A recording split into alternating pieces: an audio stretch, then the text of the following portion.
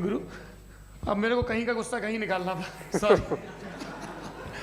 नहीं, कोई गुस्सा नहीं है जी। तो प्रोफेसर ने सवाल पूछे, आप उनके जवाब दें, और थोड़ा ये सब लोग थोड़ा ख्याल रखें भाई, सवाल संक्षिप्त रखें जी। आपने 2 सवाल किया।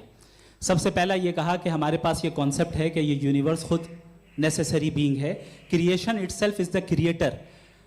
हाउ इरैशनल इज दिस कि मैं एग्जिस्ट करूंगा बाद में, लेकिन अभी एग्जिस्ट कर भी रहा हूं, यानी एक ही टाइम में एग्जिस्ट भी कर रहे हैं, नहीं भी कर रहे हैं। This is not true. दूसरी चीज आपने कहा कि अगर इजराइल में, सॉरी माफ कीजिएगा, Israel doesn't exist, occupied Palestine में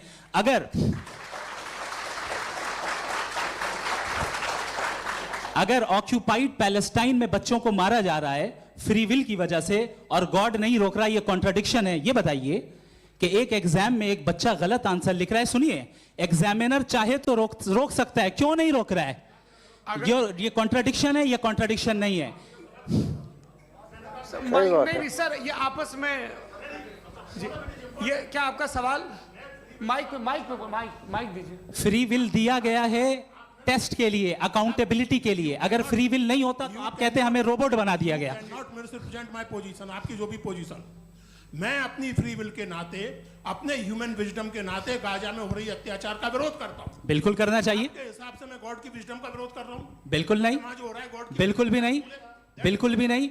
उसका वहां पर गाजा में कत्ल होना ये इंसानों के गलत इस्तेमाल का नतीजा है, फ्री विल के इस्तेमाल का नतीजा है। गॉड इसका हुक्म नहीं देता, उससे रोकता है। यही तो मसला है ना, आपके लिए कॉन्सेप्ट क्लियर नहीं नहीं भाई, आपने तो बताया था इंजेक्शन लगाने से बच्चे को तकलीफ होती है, ये इंजेक्शन लगा। सर आप ऐसे रेटोरिक स्टेटमेंट दें तब तो कोई मसला नहीं समझते रहेंगे। This is a rhetoric statement, this is not a logical argument sir. I am sorry, I am sorry. आखिरी 30 मिनट बड़े मुश्किल होने वाले हैं जी। मुफ्ती साहब आगे बैठे हैं, इनको माइक दीजिए।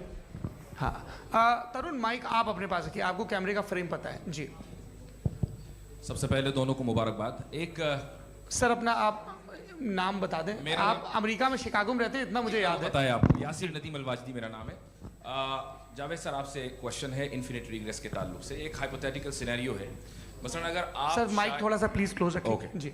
अगर आप शायर इसलिए हैं कि आपके कोई उस्ताद शायर थे, और वो इसलिए शायर थे कि उनके कोई उस्ताद शायर थे, और इसी तरीके से हम माजी में पीछे चलते चलते चले जाएं और कहीं ना रुके, तो माफ कीजिएगा आप कभी शायर नहीं हो सकते। लेकिन आप शायर हैं, आपका शायर एग्जिस्ट करता है, इसका मतलब ये है कि आप कहीं ना कहीं रुके हैं।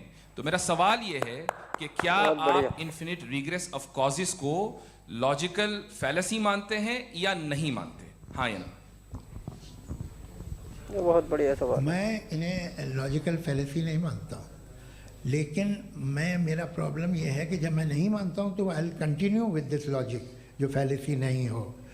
आप एक जगह रुक जाते हैं जाके, आप कहते हैं ये गेंद कैसे बनी, ये जजीरा कैसे बना, ये समंदर कैसे बना, ये ज़मीन कैसे बनी, और अचानक गॉड पे जाके आपको ब्रेक लग जाता है। एक बार आप सवाल नहीं करते कि भाई इनको बनाने वाला तो इनसे भी कॉम्प्लिकेटेड हो, वो कैसे बना, उसके बारे में आपने इत्मीनान कर लिया, वो हमेशा से है। तो अगर आप उसे हमेशा से मानते हैं तो फिर ये मान लीजिए कि कायनात हमेशा से है, क्या तकलीफ? फिर हम वजूद में नहीं आते जी है।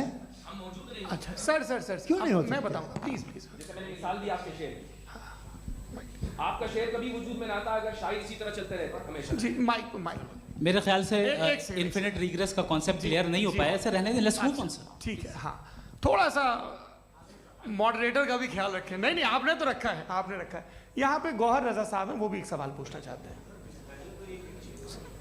माइक नीचे से ऑन कर दिए, नीचे।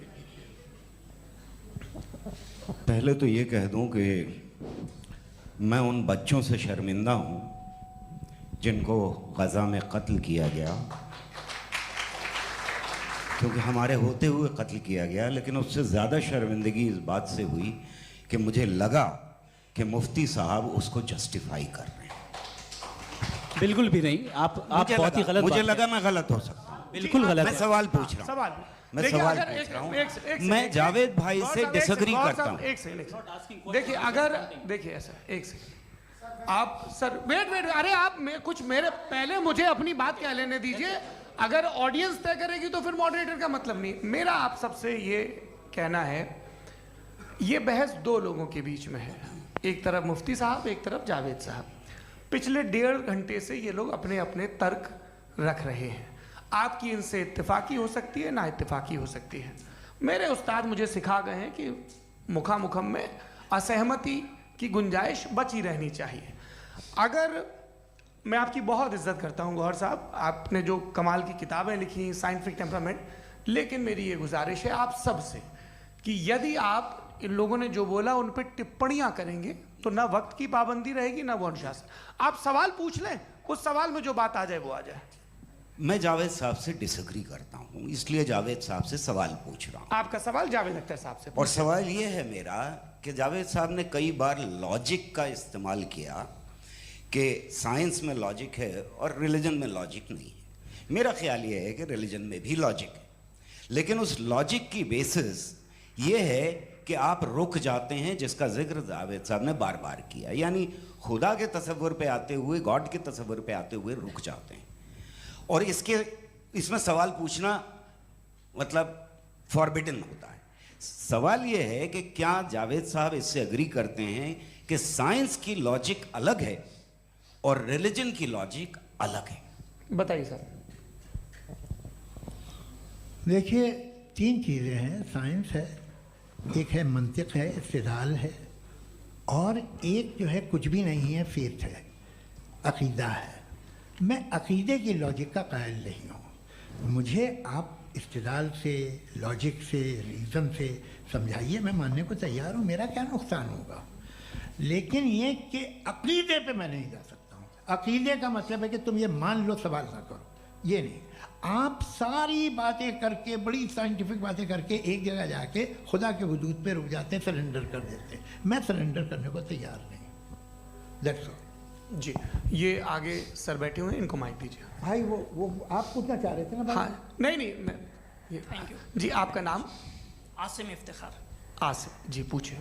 सर, जावेद सर से सवाल है कि आपने अपने माइक थोड़ा करीब है। अपने क्लोजिंग स्टेटमेंट में ये बात कही थी कि मज़हब का जो फ्यूचर है वो ज़्यादा दिन नहीं जाने वाला है, लेकिन मैं देख पा रहा हूँ कि जो ऑक्सफोर्ड यूनिवर्सिटी की एक स्टडी है 2011 में हुई है, जिसके 50 एकेडमिशियंस ने इसको अंजाम दिया था, उसमें वो ये कहते हैं कि जो फेथ इन गॉड है वो इनबिल्ट है ह्यूमन नेचर के अंदर, जिसको हम कहते हैं फितरत के अंदर शामिल है वो।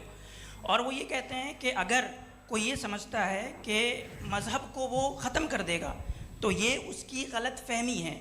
तो आप इसके बारे में, इस स्टडीज़ के बारे में क्या कहते हैं? ठीक है, मैं उनसे एग्री नहीं करता हूँ। वो कौन से प्रोफेसर होंगे? ऐसा उनके क्या पास डेटा है, इन्होंने डेटा के बेस होगा। डेटा क्या हो सकता है? फ्यूचर का डेटा तो नहीं हो सकता ना उनके पास, प्रेजेंट का डेटा हो सकता है। डेटा आपने सुना 100 साल पहले का बाद का डेटा? मैंने तो नहीं सुना आज तक।